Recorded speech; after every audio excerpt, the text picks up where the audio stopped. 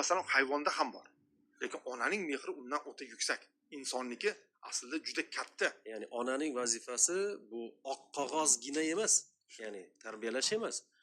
U yerda uni o'sha biz teologik deymiz, teos xudo deydi, ilohga bog'lay olish masalasi yotadi bu yerda va axloq undan kardinal boshqacha shakllanadi. Va bu yerda ikkalasining ham muhimligini aytmoqchi bizlarga. Biz afsuski mana shu 1000-yillardan keyin orqaga qaytishni boshlaganmiz. 1400-1500-yillarda mutlaq sinish bo'lgan bizlarda. Butunlay orqaga qaytib ketdi. Nima uchun? Chunki mana shu tajriba bilan bo'ladigan narsani ko'pincha kufr deb boshladik bizlarda. Va bunda g'arb oldinga o'tdi va g'arb bu yog'ini tashab o'sha progressni ko'tarib ketib qoldi. Shuning uchun ham qirg'in qurollarni yaratyapti hozir. Shuning uchun ham Isroil to'xta olmaydi. Aytib kelyapmiz, to'xta olmaydi bu davlat.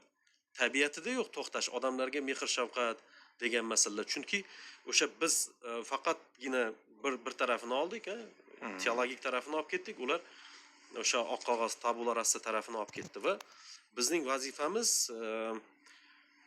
asoslarimizni unutmagan holatda progress deymizmi, rivojlanish masalalarida orqada qolmasligimizni ta'minlash bugungi kunning asosiy masala. Juda ham xursandmiz. Mana Hayyag'zon o'g'li kabi asarlarning tarjima bo'lib yurtimizda chiqayotgani, buni o'qilayotgan hammaga, chunki mana shunday kitoblarning o'rniga o'ldim kuydim degan kitoblar ham chiqishi mumkin edi-yu, Xudo saqlasin. Mana shunaqa